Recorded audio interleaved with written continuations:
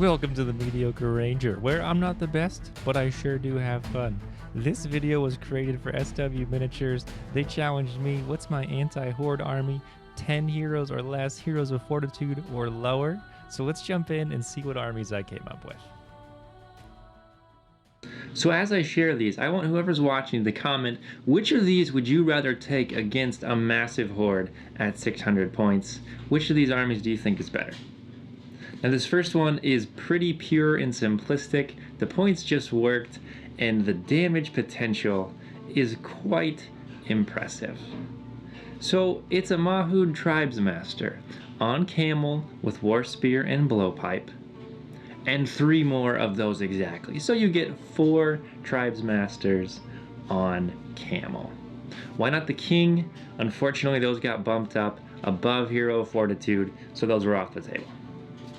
Joining them is a Hasharan, and a Hasharan, and a Hasharan, and a Hasharan. So, coming in at 8 units total, 4 Mahood Tribesmasters on camel, War Spear, and Blowpipe, and 4 Hasharan. What I'm picturing with this is this staunch line that sees the horde coming on, and they step back a turn. They say, give them the blowpipe, boys, because you've got 8 blowpipes, so take full advantage of that. But realistically, if you're against defense 4 or lower, that might actually do a little bit of damage, and every few kills could really help in the situation. And this was inspired by Atomic Cards giving a post on the original challenge. Awesome idea with the impact hits from the camels, and the Hasharan have their throwing daggers, so you've got some great potential on the charge of causing damage even before you get into combats.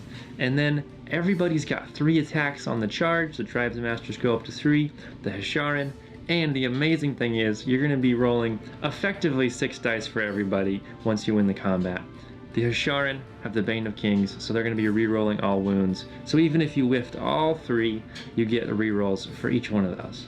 So your damage output is pretty outstanding. That's list number 1. Here's list number 2. I straight away went to one of the best Heroes of Fortitude in the entire game, Shagrat as my leader. 3 Fate as an evil character is pretty outstanding. And Shagrat's got the full kit, so he's got his special shield. He's getting the knock to the ground bonus when he charges in. I'm picturing kind of a tip of the spear, cutting edge. Let's just go at this horde and see what damage we can cause. On one side of him, Gorbag. On the other side, Zagdush. So you've got some little orc heroes. Zagdush already has the 3 attacks. Gorbag's going to be getting 3 attacks every turn as he's outnumbered. So you've got this little 3 attack wedge that's going in, 3 might each, just to win the fights, and you're going to cause some damage. And next we bring in an ally. Here's where I start to take it a real different direction that I'm pretty proud of. An Easterling Captain. Now I love the war gear on this guy. He's got a 1.5-hand axe essentially. So he starts at strength 4, and if you're going against strength 5, he can piercing strike. Or you could even swing 2-handed if you really need to, and to take out and flash kill an enemy hero, tag team him with someone else. You go in effective strength 7 and wipe them out really fast, since there aren't going to be many heroes in this horde army that you're facing. Now what that let me do is bring in somebody else that I couldn't have allied otherwise. Now I'm interpreting this challenge to include Heroes of Fortitude or lower, and the Easterlings have a lower tier hero who I think has some damage potential. So the rest of the list: Dragon Knight on Armored Horse, Dragon Knight on Armored Horse, Dragon Knight on Armored Horse, and Dragon Knight on Armored Horse. So just like the last list, you've got 8 heroes, but the might in this list far surpasses the other one. You've got 3 might on all those orc heroes, and then 2 on all the Easterlings. The Hasharan's weakness may be only their 1 point of might. And the Easterling Captain's going to be the only guy walking around with 2 attacks in this army. Gorbag will always be outnumbered.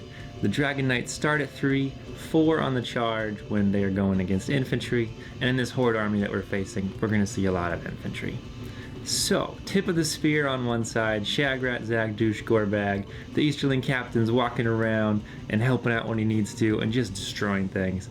And then a full wall of 4 Dragon Knights on the charge, making things happen. So that's army number 2. Let me know in the comments which army you think would be better suited to face a horde at 600 points? Which one would you rather take on the table?